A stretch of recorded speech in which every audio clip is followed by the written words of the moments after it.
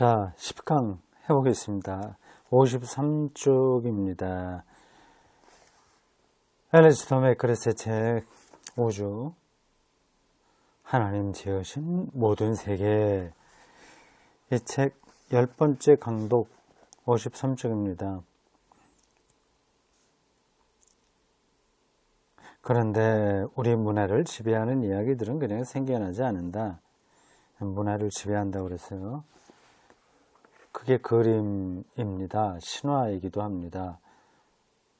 세계를 바라보는 관점들이죠. 그냥 생겨나지 않는다 하네요.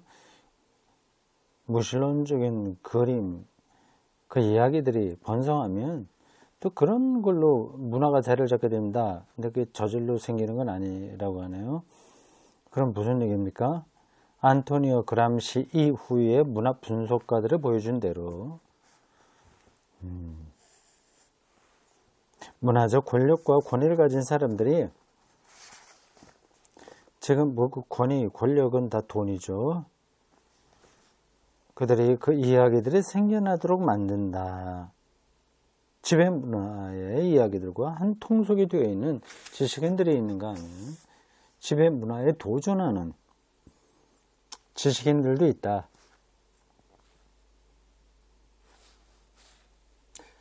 과학자들이 종종 지배 문화에 가장 강력히 맞서는 존재가 되게 된다. 그렇죠.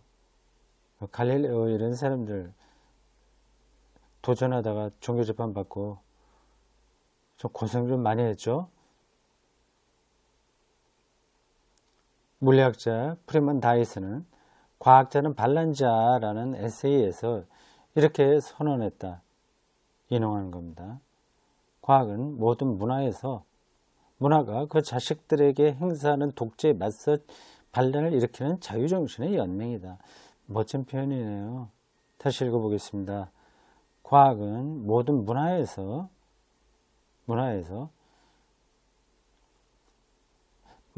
인간이 만들어가는 모든 삶의 방식들, 형태, 내용들, 이게 문화죠. 컬처. 그죠? 그래서 문화가 그 자식들에게, 문화의 자식들, 문화가 계속 문화를 낳으니까 그렇게 표현하는 것 같습니다. 자식들에게 행사하는 독재에 맞서 반란을 일으키는 자유정신의 연맹이다. 문화에 대해서 저항한다는 겁니다. 과학자가요. 거기에 보완 내동할 수도 있고 저항할 수도 있겠죠. 과학은 종종 문화적 권위를 가진 이들, 예를 들면 종교적 기득권층에게 이 의의를 제기하는 입장에 놓인다.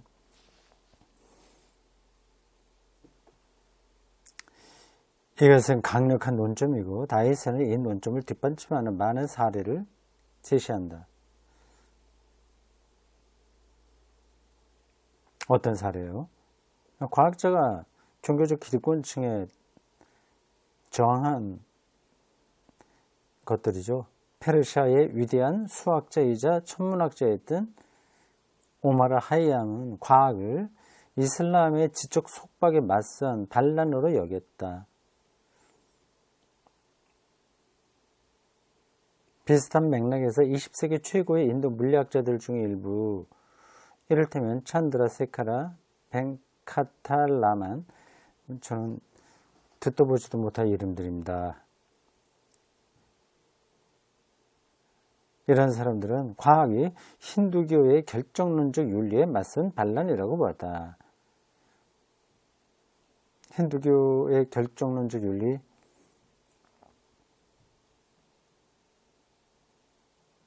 결정론적이라고 하는 건 딱 옛날부터 딱 정해져서 이건 뭐 이렇게 저렇게 바꿀 수 없다고 하는 겁니다. 이것과 반대되는 것은 열린 윤리죠. 결정론적이고 결정론적 윤리와 반대되는 것은 개방적인 윤리, 이렇게 볼 수 있습니다.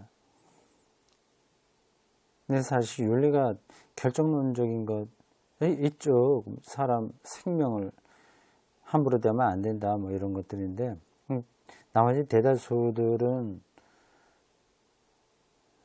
상황에 따라서 조금씩 다 바뀝니다. 시대에 따라서도 바뀌고요. 사람을 죽이지 말라는 건 절대적인 윤리인데 또 전쟁에 나가게 되면 또 그게 안 되죠. 참 인간의 삶이라고 하는 게 그렇게 간단한 게 아닙니다. 그런데 이 반란은 정치적 기득권층을 향하기도 했다. 예를 들면 19세기에 1세대 일본인 과학자들은 과학을 봉건주의라는 전통 문화에 맞선 반란으로 여겼다.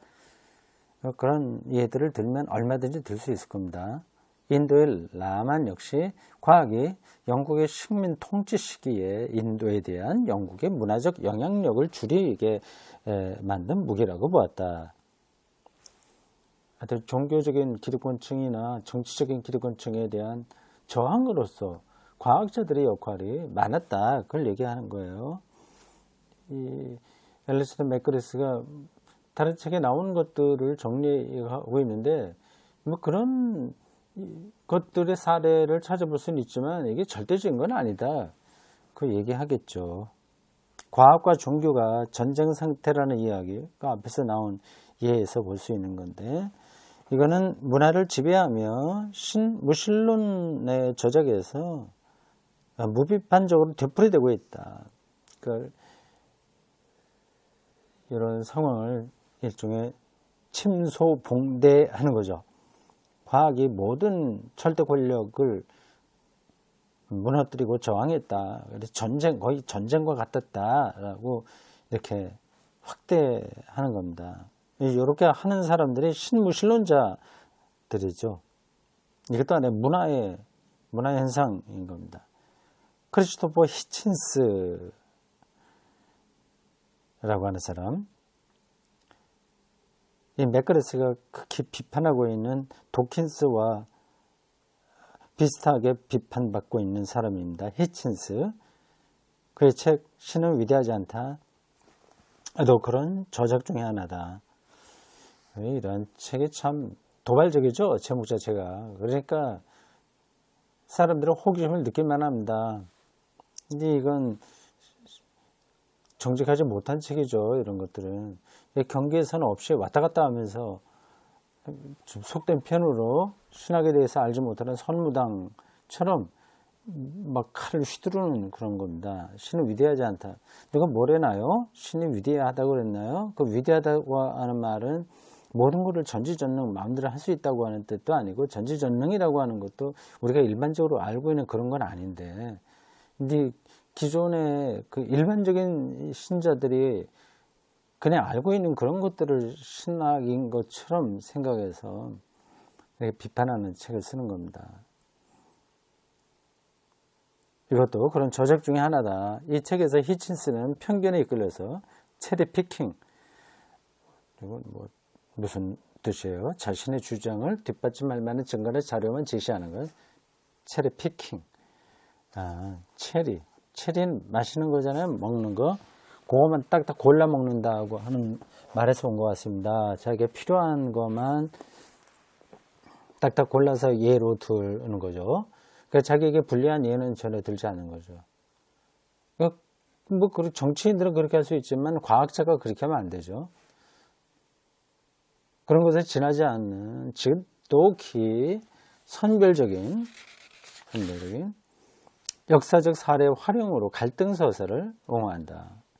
자신이 좋아하는 이론의 역사적 세부 내용을 억지로 끼워 맞추고 미리 정해진 이 패턴에 도저히 맞출 수 없는 사례들은 그냥 무시하거나 일부러 중요하지 않게 취급한다.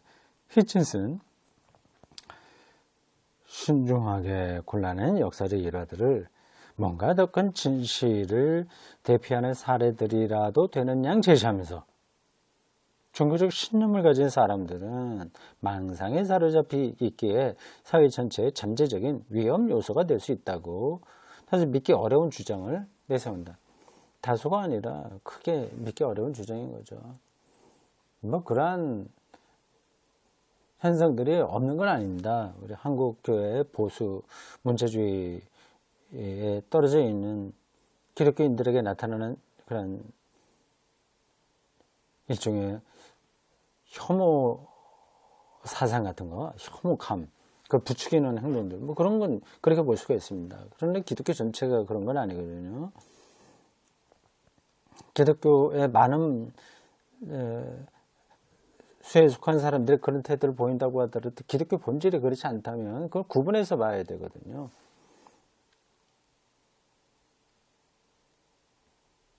신탁 비슷한 히친스의 선언 중 하나를 살펴보자. 신탁, 계시받은 겁니다. 이 히친스의 이러한 내용들이 마치 신탁을 받은 듯이 표현된 거다. 그런 뜻이에요. 그는 예일, 칼리지의 학장을 여기만 기독교 저술가 티모시 드와이트가 천연두 예방 접종을 반대한 사실을 지적한다.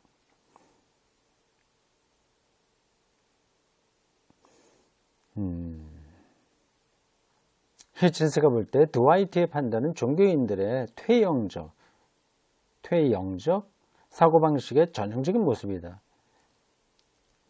비과학적이고 좀 잘못됐다는 거죠. 유치하다고 하는 거죠. 히친스에 따르면 드와이트의 터무니없는 입장은 종교적 반계몽주의가 어떻게 과학적 진보를 막았는지 잘 보여준다. 한마디로 종교는 인간 진보를 위한 모든 시도를 해친다는 것이다. 한두 가지 사례를 통해서 일반화시키는 오류죠. 그런데 이 주장은 염려스러울 만큼 증거가 빈약하고 조롱만 가득하다.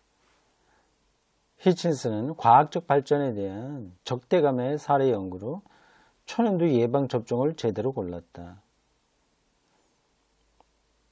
드와이트가 천연두 예방접종을 반대했다는 지적도 틀린 말은 아니다. 그러나 히친스가 여기서 끌어내는 결론은 지나치게 단순화되고 피상적인 거라 그의 뿌리 깊은 편견과 이념적인 선입견만을 드러낼 뿐이다. 상황은 천연두와 연관된 그 상황은 훨씬 더 복잡하고 히친스가 무비판적으로 받아들인 전쟁서사, 종교와 과학의 전쟁 서사에 도무지 들어맞지 않는다.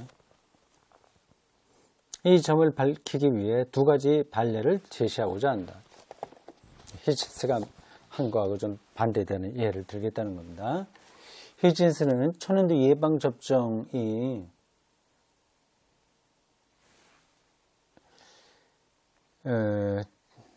좋은 것이라고 분명하게 확신하기에 그래서 반대하는 사람들을 비난하고 옹호하는 사람들은 칭찬한다.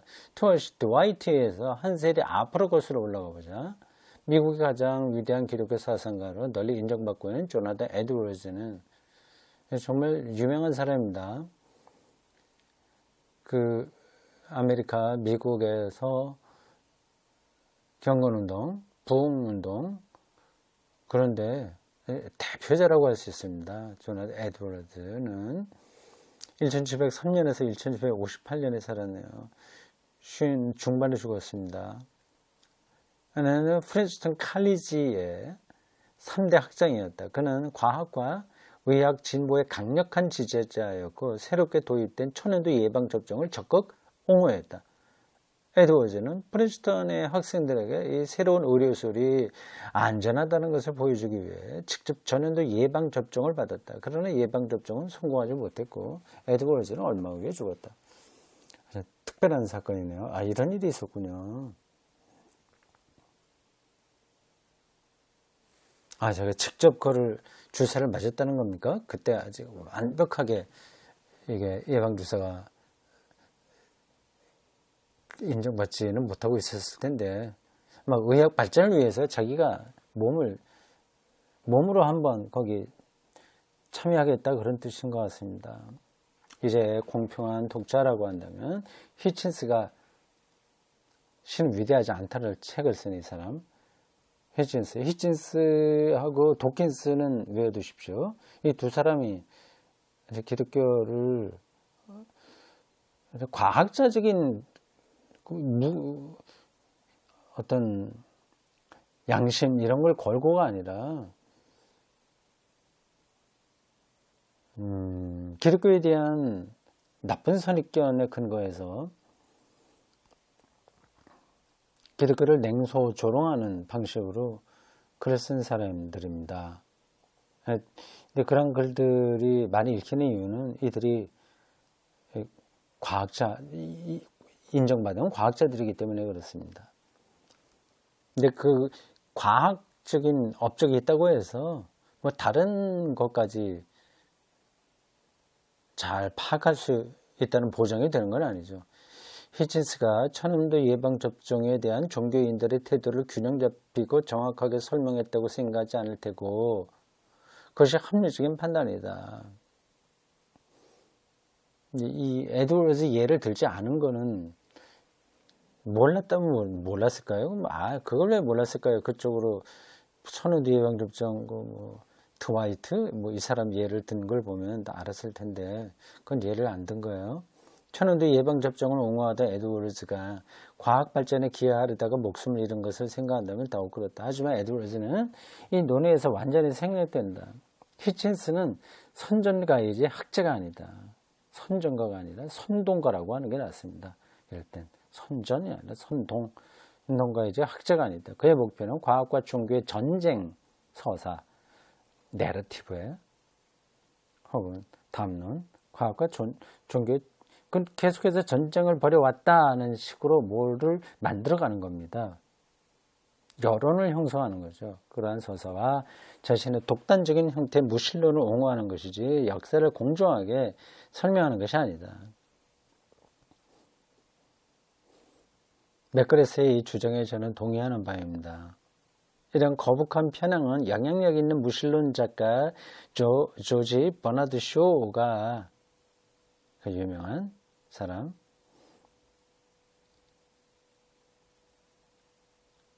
그 묘비명이 아주 특이하다고 그랬는데요. 근데 기억나지 않네. 버나드 쇼의 묘비명. 1930년대에 천연두 예방접종에 반대하며 그것을 망상이자 추접한 마술이라고 조롱했다는 사실을 히친스가 언급하지 않은 데서 확인할 수 있다.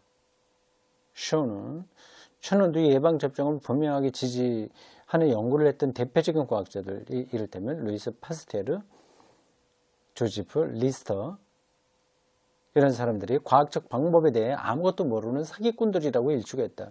하지만 20세기에 이런 터무니없는 주장을 한 쇼는 무신론자였다. 그러니까 무신론자나 유신론자나 상관없이 과학에 대해서 어떤 입장을 취하느냐 하는 것은 그게 중요하지 않다고 하는 거죠. 무신론자도 과학에 대해서 부정적으로 볼 수 있고 유신론자도 긍정적으로 볼 수 있는 겁니다. 그 역사에 따라 나타나는 건데 히친스는 자기 입장을 지지할 만한 사례만 골라서 딱 말을 했으니까 그건 공정하지 못한 거죠.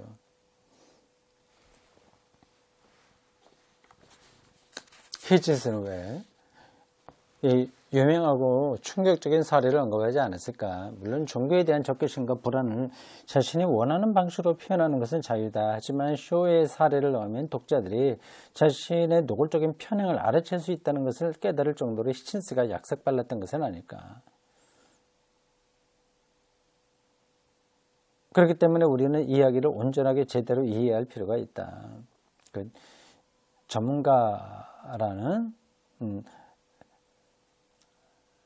상표에 근거해서 독자들을 좀 편견에 떨어뜨리게 할 수 있는 겁니다. 제대로 이해해야죠. 종교가 과학의 발전을 방해해왔던 때가 틀림없이 있었음을 분명히 해두자. 태양계에 대한 견해를 둘러싼 갈릴레오와 교회의 갈등은 비록 잘못 표현됐지만 좀 다른 사정이 있긴 있었다는 거겠죠.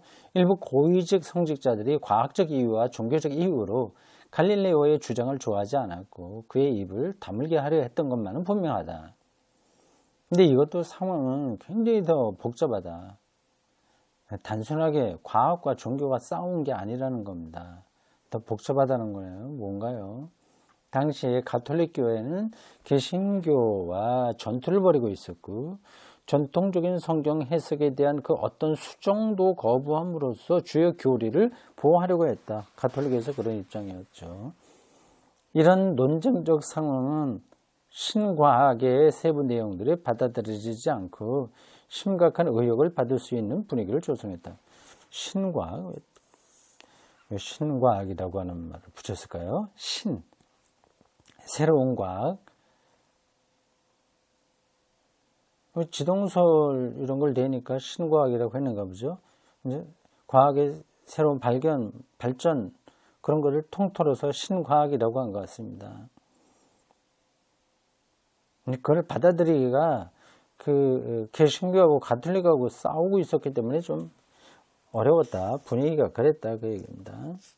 가톨릭 교회는 지구가 움직인다는 갈릴레오의 주장이 개신교 적들이 장단에 놀아나 가톨릭 교회의 교리를 수정하려는 요구에 해당한다고 받아들였다. 그건 잘못 생각한 거죠. 잘못 받아들였다. 이렇게 되어 있네요. 현대 가톨릭 신학은 갈릴레오를 과학과 신앙의 통섭을 옹호한 사람, 통섭. 그걸 하나로 묶었다는 겁니다. 통섭. 과학과 신앙의 통섭을 옹호한 사람, 교회 내의 적들에 의해 오해받고 잘못 알려진 사람이라고 여긴다. 교황 요한 바오로 2세는 1992년에 이점을 밝혔고 20세기에 가톨릭 교회에 대해서 많은 지지를 얻게 된 합의 내용을 요약해 주었다. 그 다음에 인용한 내용이 아마 교황 측명 아니겠습니까? 18번이라고 하는 각주를 달고 나와서 뭐라고 얘기하는지 보겠습니다. 신학자들은 신과학의 방법들과 신과학, 아까 얘기한 겁니다. 새로운 과학, 발전, 새로운 발견, 뭐 그런 것들을 총칭하는 거예요. 신학자들은 신과학의 방법들과 방법들의 함축하는 연구의 자유로 인해 자신들의 성서 해석 기준을 점검할 수밖에 없었다. 과학의 도움을 받아서 성서 해석의 기준을 새로 잡는다는 겁니다. 그들 대부분은 그 일을 어떻게 해야 하는지 몰랐고 갈릴레오 시대를 지금 회상하는 것으로 보입니다. 역설적이게도 진실한 신자였던 갈릴레오는 그를 반대했던 신학자들보다 이 부분에서 더 통찰력이 있었음을 입증했다. 그렇게 갈릴레오를 인정하는 그 가톨릭 문서가 있는 것 같습니다. 그 내용이에요. 신학자들은 아직 그 준비가 안 됐다는 거예요. 과학의 발전을 통해서 성서 해석의 방법을 새롭게 해야 된다고 하는 그 준비를 못 했는데 오히려 갈릴레오는 그걸 잘했다.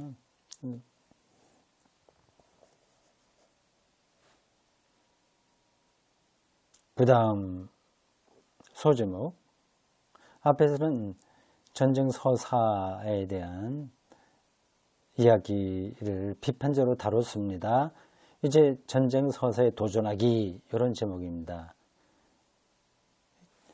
과학과 신앙이 이렇게 전쟁을 벌였다고 하는 그 서사, 그건 왜곡된 건데 그걸 우리가 어떻게 극복하냐 하는 거죠.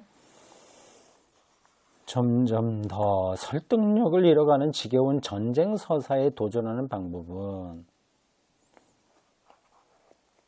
많다. 가장 효과적인 방법 중 하나는 불행히도 가장 따분한 방법이기도 한데 자료를 보다 신중하게 확인해야 마땅한 문화 해설가들이 신성한 서사라도 되는 듯 꾸준히 읊어대는 대표적인 신화들을 체계적으로 반박하는 것이다.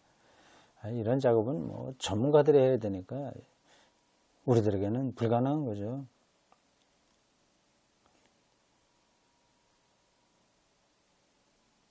여기 2006년 뉴욕 타임스에서 가져온 신화 하나를 소개한다. 이런 것들을 반박해야 되는데 그 중에 하나 2006년 타임스, 뉴욕 타임스 신문에 나온 얘기입니다. 19세기 의사들이 분만의 고통, 통증을 완화시키기 위해 플로로포름 마취제 일종인데 이걸 쓰기 시작했을 때 스코틀랜드 깔뱅주의 교회는 그것이 주의 뜻을 방해하기 위한 사탄의 발명품이라고 선언했다. 그렇게 어떤 스코틀랜드 어떤 교회 뭐 신부가 말은 할 수 있어요. 출산의 고통, 이게 하나님의 뜻인데, 고통을 없게 하면 이건 주의 뜻을 방해하는 거 아니냐. 그렇게 한두 사람이 얘기할 수는 있습니다. 근데 그걸 갖다가 침소봉대해서 교회가 그렇게 하는 것처럼 말하는 건 좀 곤란한 거 아니겠어요? 이게 이러한 신문에 난 이야기가 뭐냐 하는 걸 이제 맥가레스가 설명한다. 흥미로운 이야기지만 이것도 허튼 소리다. 19세기에 분만 시 마취제 사용을 종교적 이유로 반대한 경우는 드물었고, 있긴 있었겠죠. 그건 어느 사회나 일부 소리는 있습니다. 주로 산모나 아이에게 미칠 결과를 우려한 의료적 근거에 의한 반대가 있었다. 무조건 통증을 낮춰주기 위해서 플로로포름을 쓰면 이거저거 좀 어려움이 생길 테니까 그래서 반대한 거가 있다는 거죠. 위의 신화는 그냥 지어낸 이야기에 불과한데 전쟁 신화의 대표적인 출처 중 하나에서 무턱대고 가져온 직접적이거나 간접적인 인용, 그러나 분명히 무비판적인 그런 것이다. 어떤 책에서 어떤 말이 있는 거 그냥 막 갖다가 쓰는 거죠. 이런 건 뭐 지금도 많죠. 신문에서 저널리즘의 속성이 그렇습니다. 충분한 탐사, 뭐 크로스 체킹 이런 거 없이 그냥 딱 눈에 띄는 단어들이 있으면 막 갖다 쓰죠.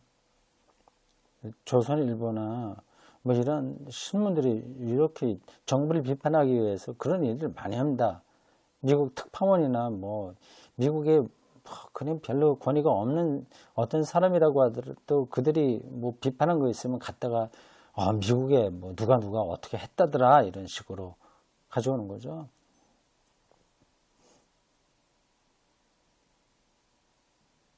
참 조선일보는 이거 강독하다가 쓸데없는 얘기긴 한데 참 조선일보는 참 뭐라고 입에 올리기도 힘들 정도로 문제가 많은 신문입니다. 근데 독자는 많으니까 일종의 권력이 돼서 자신들이 한국 역사를 좌지우지할 것처럼 계속 그렇게 하고 있죠. 참 그렇습니다. 뭐 그런 신문들 있긴 있어야죠. 근데 그게 가장 큰 영향력을 끼친다고 하는 게 우스운 거죠. 다시 보겠습니다. 그 출처는 제대로 된 학술 연구를 통해 오래된 반박된 앤드루 딕슨 화이트의 책 과학과 기독교 신학의 전쟁사. 이런 제목의 책이 있네요. 이건 뭐 이런 게 관심 있는 사람들이 읽기 딱 마음 주기 좋습니다. 이 책이다. 화이트는 코넬 대학교 초대 총장이었고 코넬 대학교를 지적 독립성의 보루로 확고히 세우고 싶어 했다. 그가 종교를 격렬히 비판한 것은 학생들에게 코넬을 더 매력적으로 보이게 하기 위해서였다. 화이트의 조악한 전쟁서사의 의도는 독자들이 혼란스러운 다양성이 있던 곳에서 다양성을 생각하고 양극성을 생각하고 분열과 불확실성이 있던 양 진영에서 확고한 연대를 보고 화해와 조화가 있던 곳에서 적대감을 예상하도록 부추기는 것이었다. 말이 너무 고상하게 표현되어 있는데 하여튼 자기 대학교를 지적인 보루로 만들기 위해서 선동한 책이다. 한마디로 그렇게 보면 되겠습니다. 그러나 이 서사를 상대로 포괄적인 반박을 펼치고 왜곡된 부분을 정확하지만 성가시게 바로잡는 일로 독자들을 지루하게 만드는 것은 그런 의미가 없을 것 같다. 일일이 다 확인해봐야 지루하다는 거죠. 대신에 보다 신뢰할 만한 이야기를 하나 해보자. 앞에 있는 거는 네거티브라고 한다면 이제 포지티브한 얘기를 하는 게 낫다. 그거죠. 스코틀랜드의 깔뱅주의자들을 상대로 재미있게 지어낸 위의 이야기보다는 흥미가 많이 떨어지겠지만 역사적으로 신뢰할 만하다는 의문의 여지 없는 장점을 가지고 있는 거다. 그걸 한번 보자 하는 겁니다. 그 다음 패러그래프가 재밌겠습니다. 기독교가 근대 과학이라는 중요한 사태를 초래한 유일한 원인이나 영향력이었던 것처럼 기독교가 근대 과학을 낳았다고 말하는 것은 정확한 표현이 아니겠지만 요거도 설명하려면 깁니다. 기독교가 근대 과학이라는 중요한 사태를 초래한 유일한 원인이나 영향이었던 것처럼 등등등등. 네. 근데 과학을 꼽히게 한 게 기독교 맞습니다. 유럽에서 그렇습니다. 자연까지